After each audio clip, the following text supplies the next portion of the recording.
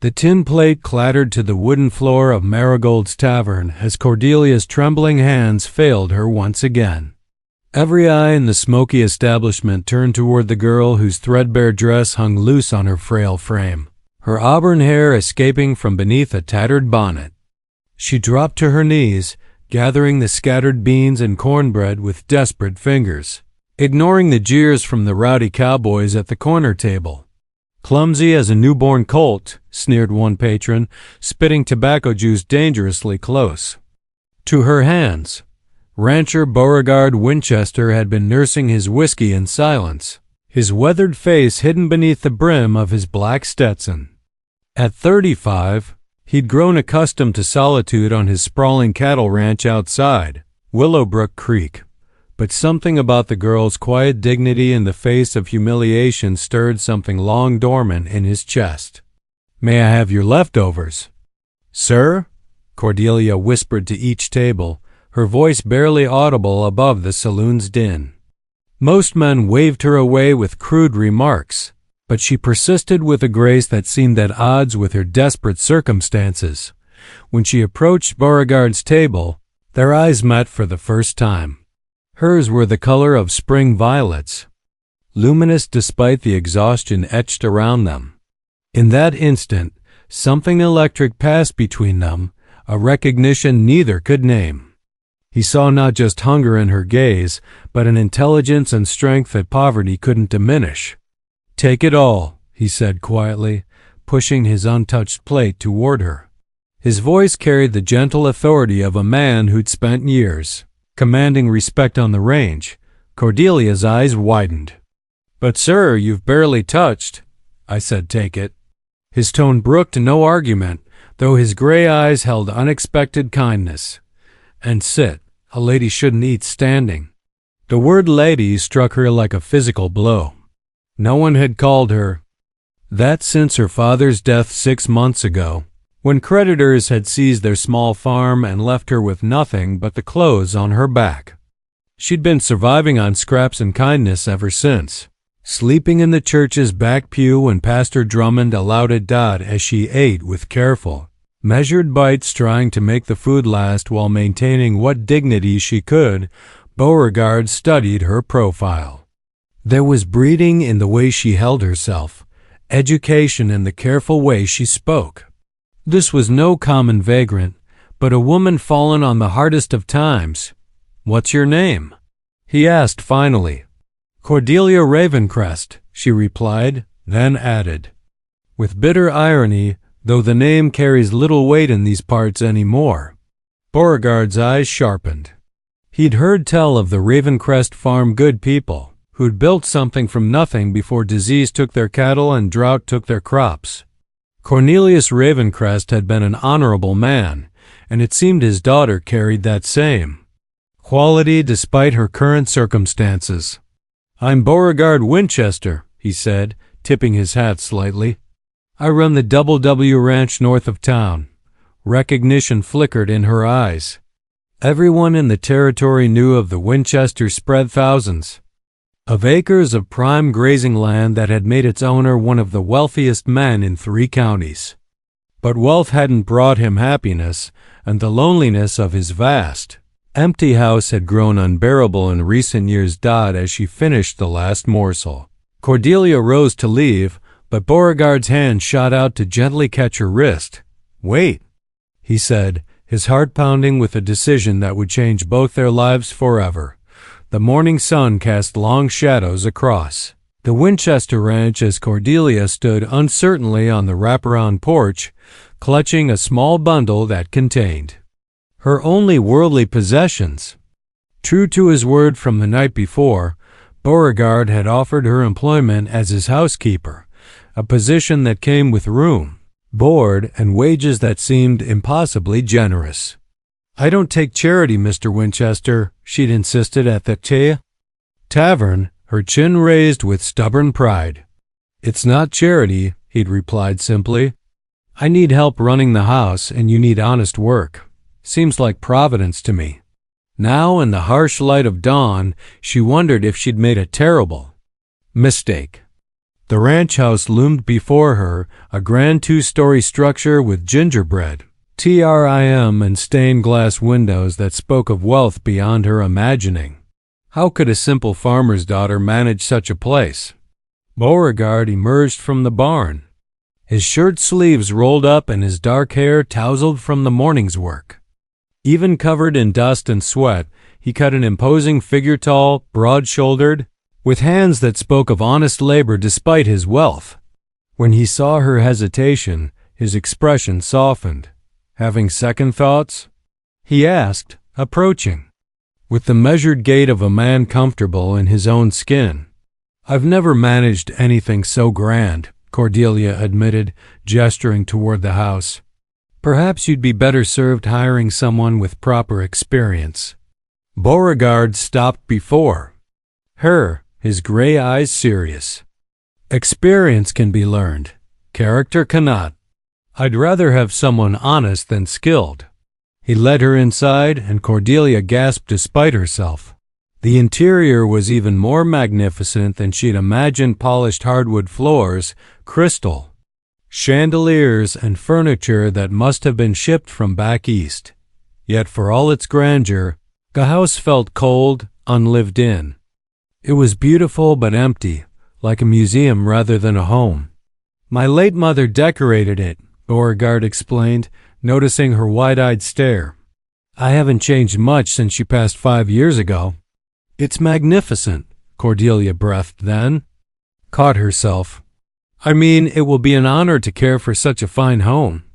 As he showed her through the rooms, the parlor with its velvet drapes, the dining room with its mahogany table that could seat 12, the kitchen with its modern conveniences, Cordelia began to understand the true nature of Beauregard Winchester's loneliness.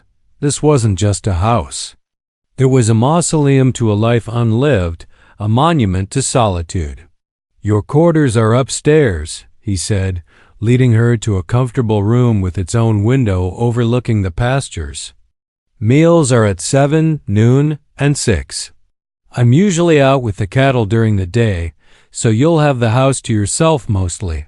That evening, as Cordelia prepared their first meal together, a simple but hearty stew made from ingredients she found in his well-stocked pantry, she found herself humming for the first time in months.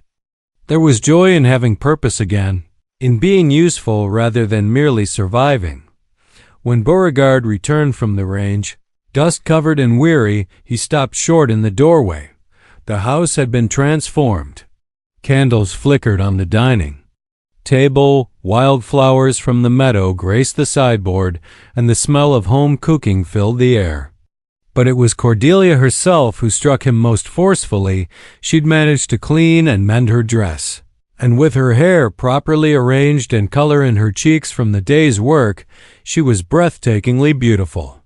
"I hope the meal meets with your approval," she said, serving him with graceful efficiency. As they ate in the soft candlelight, conversation flowed easier than either had expected.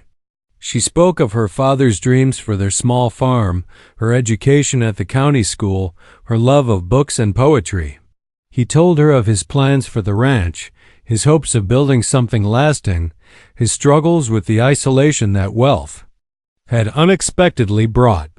"I always thought success would bring contentment," he admitted as they finished their meal. "But this house has felt more like a prison than a home." "Perhaps," Cordelia said softly, "it just needed the right person to bring it to life." Their eyes met across the table, and once again that electric current passed between them, stronger now, impossible to ignore. 3 weeks had passed since Cordelia's arrival at the Double W, and the transformation was remarkable. Under her careful attention, the house had awakened from its long slumber. Fresh flowers graced every room, windows sparkled in the morning light, and the smell of baking bread wafted through the halls. But it wasn't just the house that had changed. Both Cordelia and Beauregard found themselves looking forward to their evening meals together with an anticipation that went far beyond mere sustenance. This particular morning brought unexpected visitors. Cordelia was hanging laundry on the line behind the house when she heard the thunder of approaching horses. Through the white sheets flapping in the breeze, she glimpsed a group of well-dressed men dismounting near the front porch. Their leader was a distinguished gentleman with silver hair and expensive clothes, the kind of man who commanded attention simply by existing. "Winchester," the man's voice boomed across the yard. "Come out here, you hermit." Beauregard emerged from the barn, his expression guarded. "Judge Pemberton," he acknowledged with a curt nod.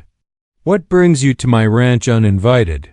Augustus Pemberton was Willowbrook Creek's most influential citizen judge, banker, and town founder rolled into one imposing figure.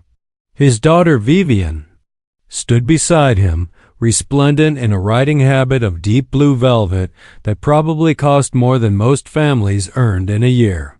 At 23, she was considered the territory's greatest beauty, with golden hair and porcelain features that had launched a dozen courtships.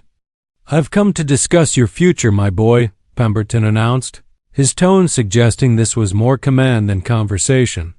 "You've isolated yourself too long. It's time you took a proper wife and established your place in society."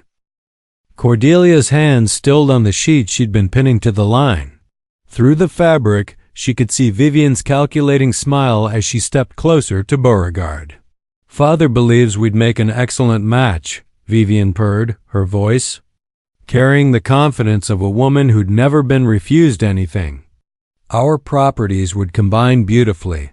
And think of the children we could give you, heirs worthy of the Winchester name." From her hidden position, Cordelia watched Beauregard's face carefully. His expression revealed nothing, but she knew him well enough now to recognize the tension in his shoulders, the way his hands clenched at his sides when he was fighting his temper. "I'm not in the market for a wife," Beauregard said flatly. Pemberton laughed, a sound like coins clinking together. "Every man needs a wife, especially one of your standing.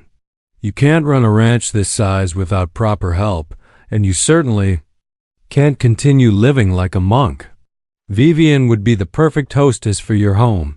My home suits me fine as it is. With that little waif you've taken in?" Vivian's tone turned sharp, predatory. "Really, Beauregard, the whole town is talking. It's unseemly for a man of your position to harbor a vagrant, especially one so inappropriate." Cordelia's cheeks burned with shame and anger. She started to retreat toward the house, but froze when she heard Beauregard's voice, low and dangerous. "Be very careful how you speak about my employee, Miss Pemberton." "Employee?" Vivian laughed, the sound like breaking glass. "Is that what you call her? The whole town knows she begs for scraps like a common beggar. What kind of employment could such a creature possibly provide?" The implication in her tone was clear, and Cordelia felt her world tilt on its axis. This was what people thought, that she was Beauregard's kept woman, that her position in his house was bought with something other than honest work. "That's enough." Beauregard's voice cut through the morning air like a whip crack. "I'll ask you to leave my property, now." Pemberton's genial mask slipped, revealing the steel beneath. "You're making a mistake, Winchester. This territory runs on reputation and connections. You can't afford to make enemies of the wrong people. I'll take my chances." As the visitors mounted their horses and rode away, Vivian called back over her shoulder, "When you tire of playing house with your little charity case, I'll still be here. But my patience isn't infinite." Cordelia remained hidden until the dust of their departure settled, her heart hammering against her ribs. She'd known this day would come, known that her presence in Beauregard's life would eventually create complications. But hearing it spoken aloud, seeing the contempt in Vivian's eyes, made a devastatingly real. When she finally emerged from behind the laundry line, she found Beauregard waiting for her, his expression unreadable.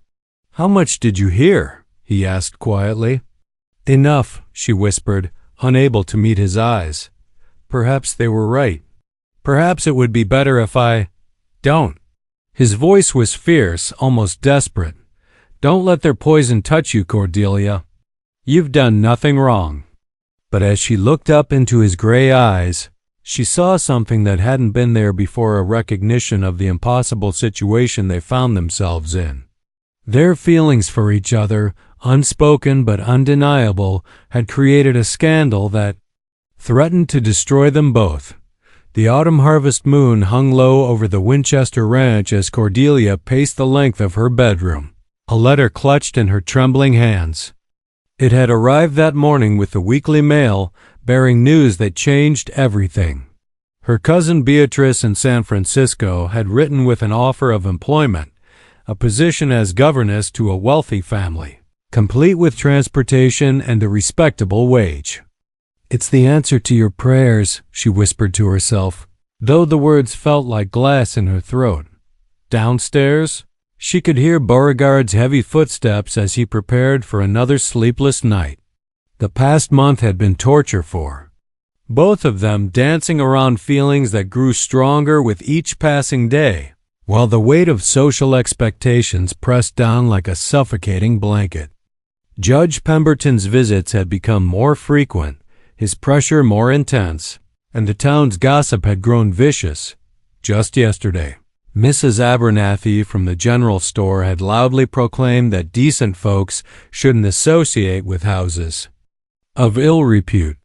The words had cut deeper than any physical blow, especially when Cordelia saw how they affected Beauregard, the way his jaw tightened, his hands clenched, his protective instincts warring with his awareness of social reality. Soft knock at her door interrupted her brooding.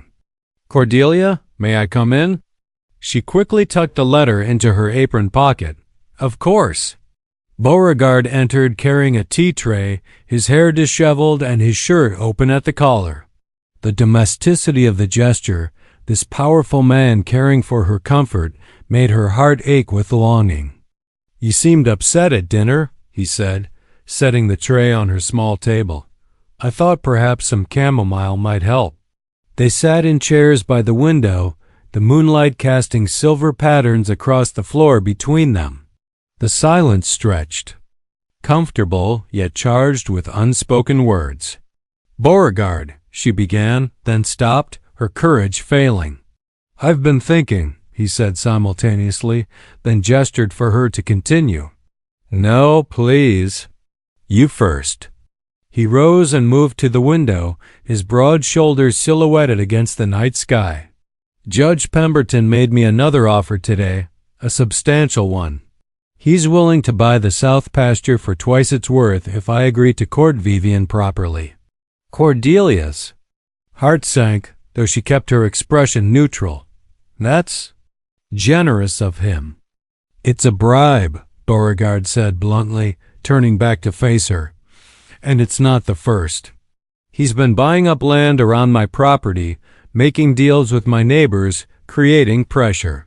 He wants this ranch and he wants me tied to his family. To get it, what did you tell him?"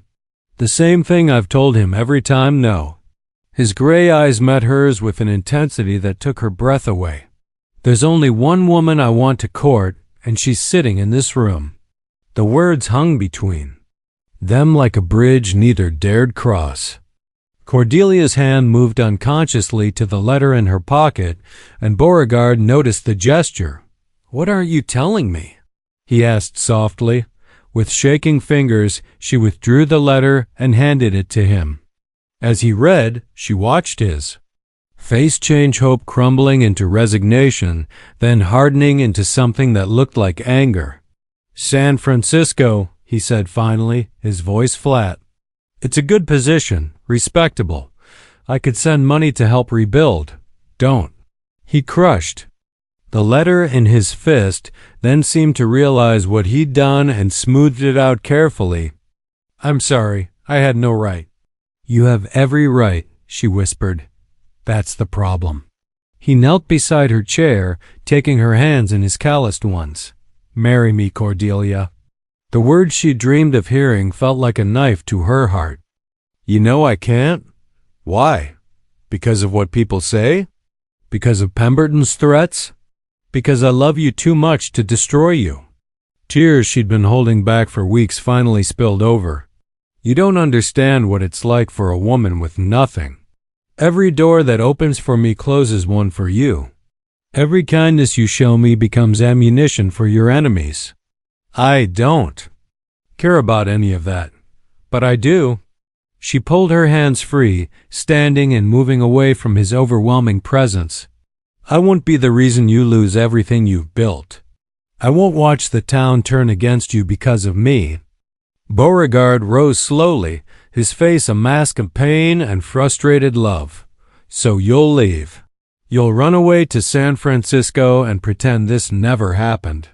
I'll go where I can make an honest living without casting shadows on the people I care about.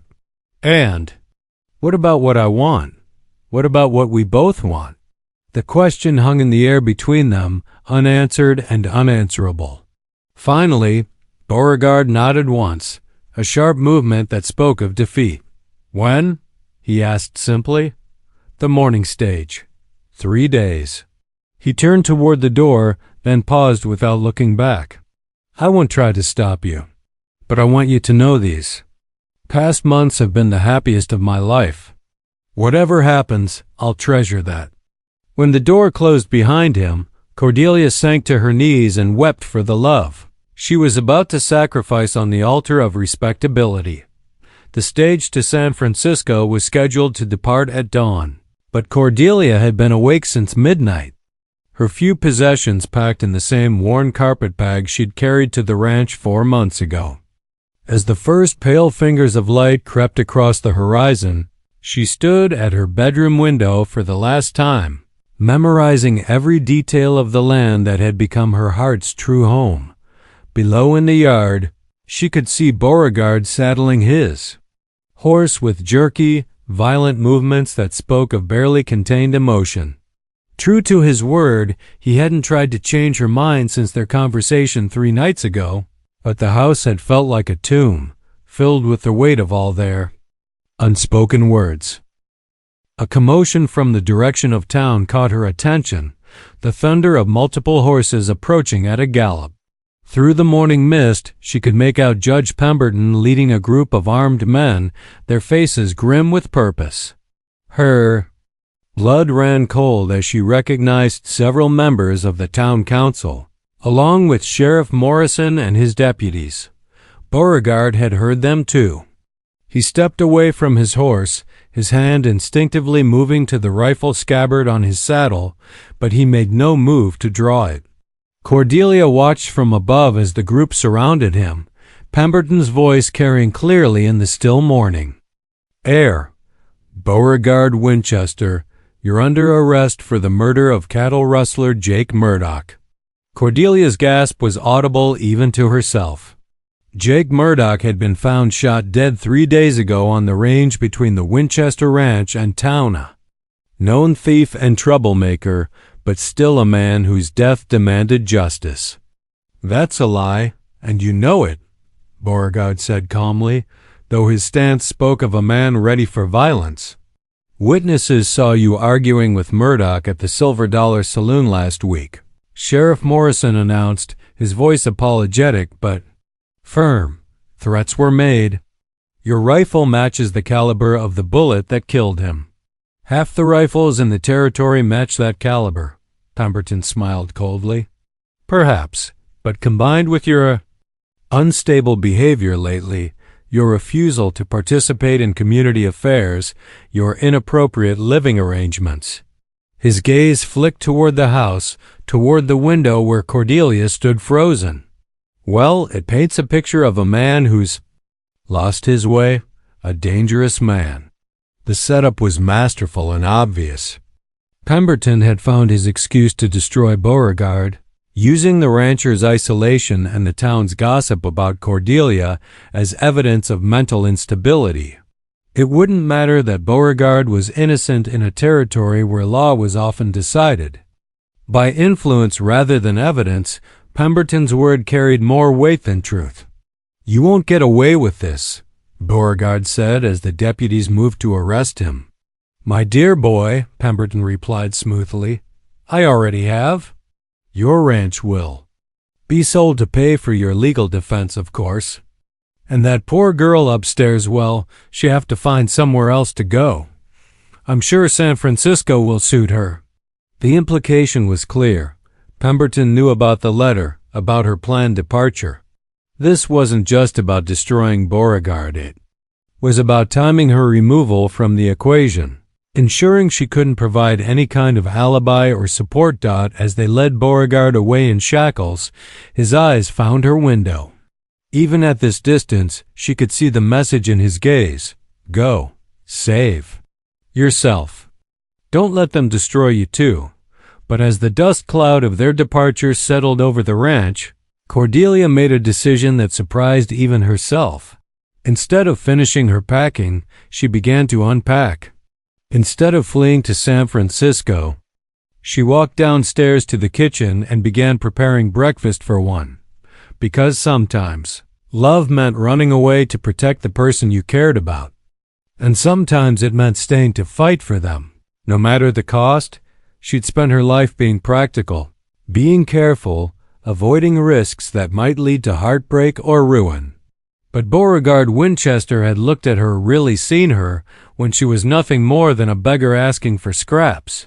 He'd given her dignity when the world had stripped it away, purpose when she'd lost all hope, and love when she'd thought herself unworthy of it. Now it was her turn to see him, to fight for him, to prove that sometimes the most powerful force in the world wasn't money or influence or social standing.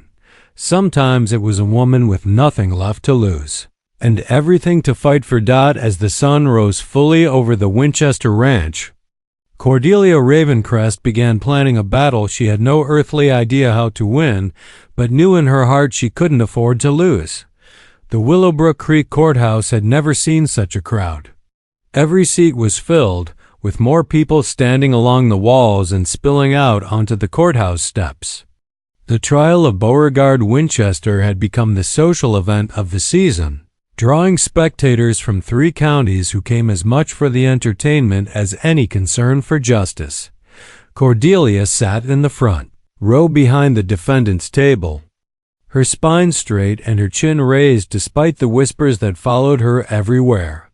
She'd sold her mother's cameo brooch, her last valuable possession, to hire Josiah Blackthorne, a young lawyer from the territorial capital who had a reputation for taking impossible cases. "The evidence is all circumstantial," Blackthorne had assured her during their first meeting. "But Pemberton has influence, and influence can be more powerful than evidence in a courtroom."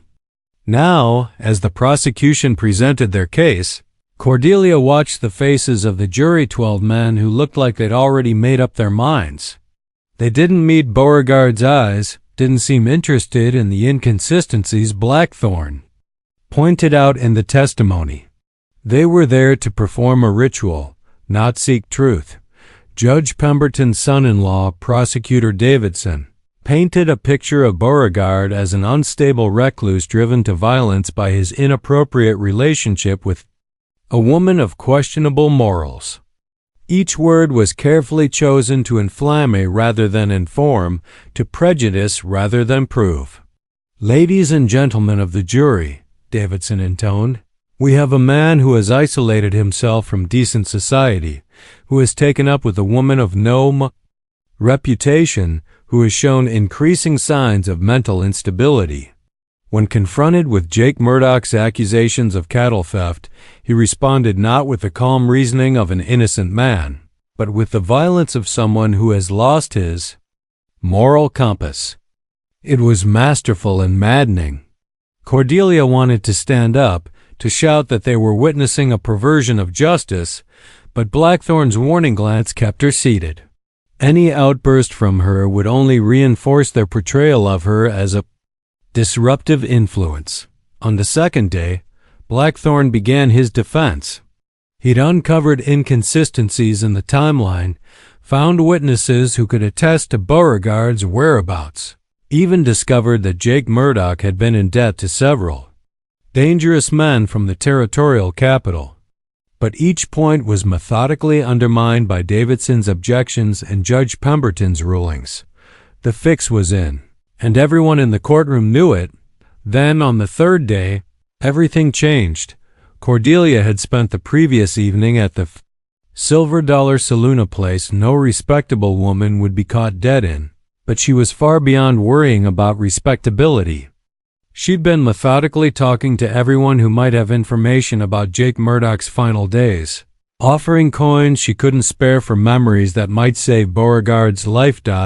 It was there she met Temperance McGillicuddy, a saloon girl with tired eyes and a surprising amount of information about the men who frequented the establishment. Jake was scared those last few days. Temperance had confided over a bottle of cheap whiskey. Kept looking over his shoulder, jumpy as a cat in a room full of rocking chairs. Sawed he was going to come into money soon, but he had to be careful. Who he crossed. Did he mention any names? 1. Kept talking about some fella named Mordecai Grimm. Said Grimm was coming to collect what was owed, one way or another. Cordelia's heart had leaped. Mordecai Grimm was a known enforcer for the gambling houses in the Territorial Capital, a man with a reputation for violent solutions to financial problems. Now, as Blackthorne called his final witness, Cordelia held her breath. He'd managed to track down Grimm and convince him to testify in exchange for immunity from prosecution. The big man took the stand with the casual arrogance of someone who'd faced worse than a country courthouse. Jake Murdoch owed my employers $300. Grimm testified matter-of-factly. He'd been given extensions, but patience has its limits. I was sent to collect. And did you collect, Mr. Grimm? I collected what was owed, yes. But Jake had a mouth on him, started threatening to tell the law about our business arrangements. That's when things got complicated. The court erupted in whispers as Grimm calmly described how he'd killed Jake Murdoch in self-defense during an argument about money and threats. His testimony was devastating in its simplicity. He had no reason to lie, no connection to Beauregard, and his story explained all the inconsistencies in the prosecution's case. Davidson fought desperately to discredit the testimony, but the damage was done. Even Judge Pemberton couldn't ignore evidence this clear, this public. To do so would risk his own reputation and position. When the jury returned their verdict of not guilty, the courtroom exploded in chaos. Beauregard's eyes found Cordelia's across the crowded room, and in that moment, she saw something she'd never seen before: complete, overwhelming love and gratitude. But their triumph was short-lived. As they pushed through the celebrating crowd outside the courthouse, Judge Pemberton appeared at their side, his face a mask of cold fury. "Enjoy your victory," he said quietly. "But remember, I own half this territory, and I have a very long memory. This isn't over." As he walked away, Cordelia felt a chill that had nothing to do with the autumn air. They'd won the battle, but the war was far from finished. 6 months later, Cordelia Winchester stood in the garden behind her home, watching her husband work with the horses in the paddock beyond. The morning sun caught the gold ring on her finger, a simple band that had been Beauregard's grandmother's, placed there in a ceremony conducted by Pastor Drummond despite Judge Pemberton's attempts to prevent it. Their wedding had been a quiet affair, attended by the few friends brave enough to defy Pemberton's displeasure. But Cordelia had never been happier than when she spoke her vows in the little church, promising to love and honor the man who had seen her worth. When she couldn't see it herself, the months since the trial had been challenging. Pemberton had made good on his threats, using his influence to make business difficult for the Winchester Ranch. Suppliers were reluctant to deal with them, buyers offered lower prices, and several longtime employees had been pressured to seek work elsewhere. But Beauregard had faced each obstacle with the same quiet determination that had first attracted her to him. Mrs. Winchester? Cordelia turned to find Moses Henley, their foreman. approaching with his hat in his hands and excitement in his weathered face. "Yes, Moses? You might want to come see this, ma'am. We've got visitors." Puzzled, Cordelia followed him to the front of the house, where she found a most unusual sight. 3 covered wagons sat in their yard, surrounded by families with children and possessions, looking travel-worn but hopeful. "Are you Mrs. Beauregard Winchester?" asked a woman with kind eyes and calloused hands. "I am. I'm Martha Stonefield. This is my husband Jeremiah and our children. We heard tell you and your husband might have work for folks willing to earn their keep." Cordelia looked at the other families, all bearing the same look of people who'd fallen on hard times but hadn't given up hope. "I'm not sure I understand. Word's been spreading through the territory," Jeremiah explained, "about how you and Mr. Winchester stood up to Judge Pemberton, how you fought for what was right, even when it cost you. There's folks who've been pushed around by men like him, folks who are looking for a place where honest work is valued more than social standing." "We don't have much," added another man, "but we're willing to work for fair wages and the chance to build something decent." Beauregard appeared from the barn, his expression curious as he took in the scene. When Cordelia quickly explained the situation, his face broke into the first genuine smile she'd seen since the trial.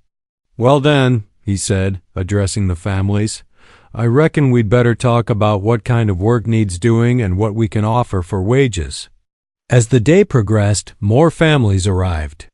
Word had indeed spread not just about their legal victory, but about the kind of people they were.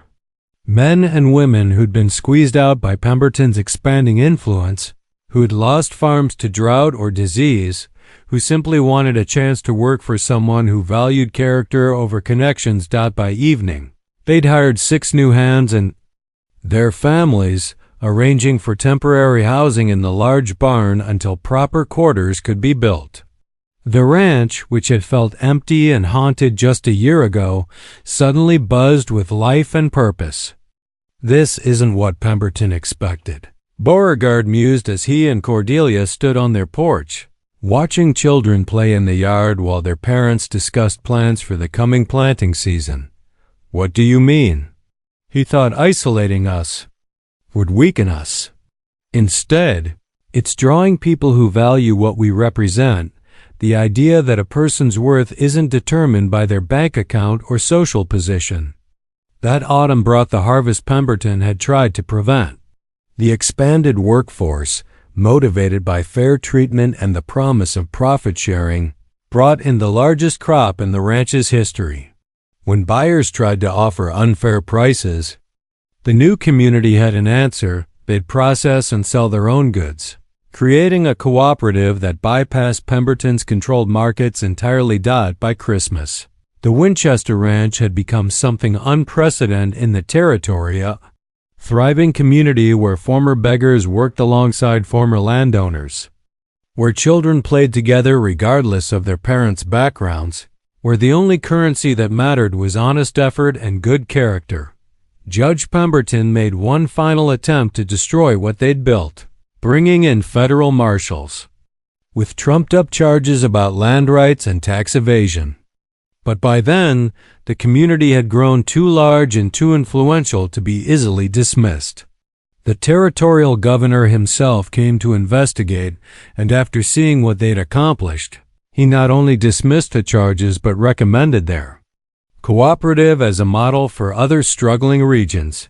On their first wedding anniversary, Cordelia and Beauregard stood once again in their garden, but now they weren't alone.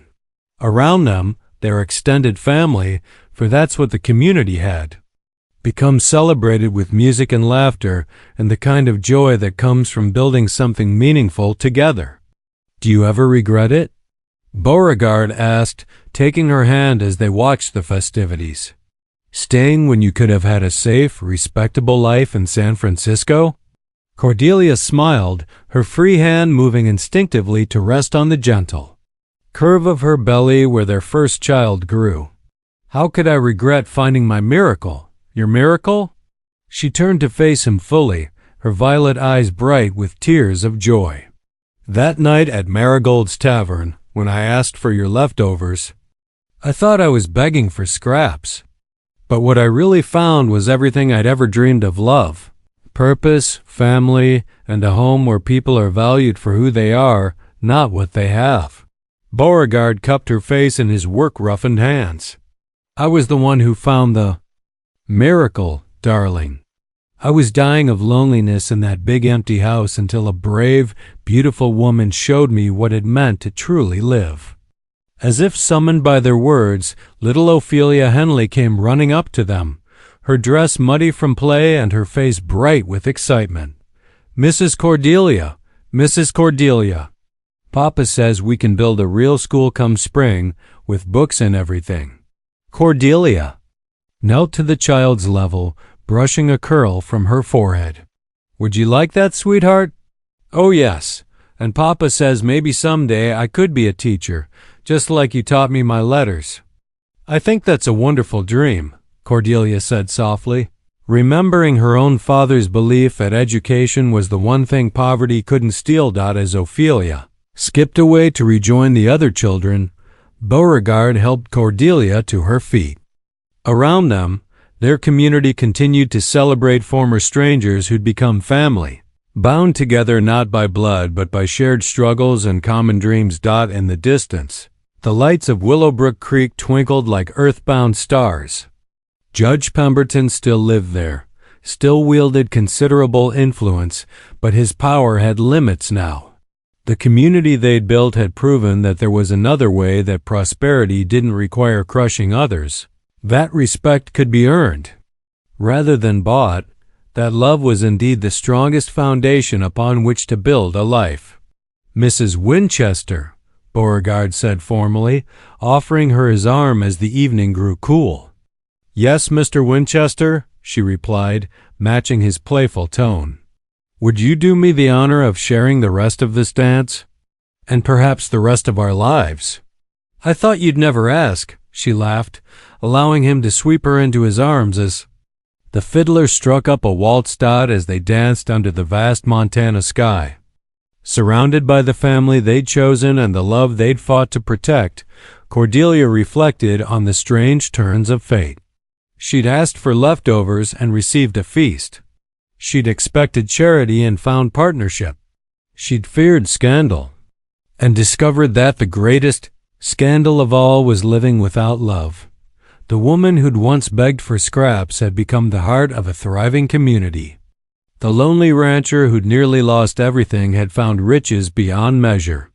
And together, they'd proven that sometimes the most beautiful love stories begin with the simplest words. "May I have your leftovers, sir?" But in their case there had been no leftovers at all, only abundance, blessing, and a miracle that would last for all their days.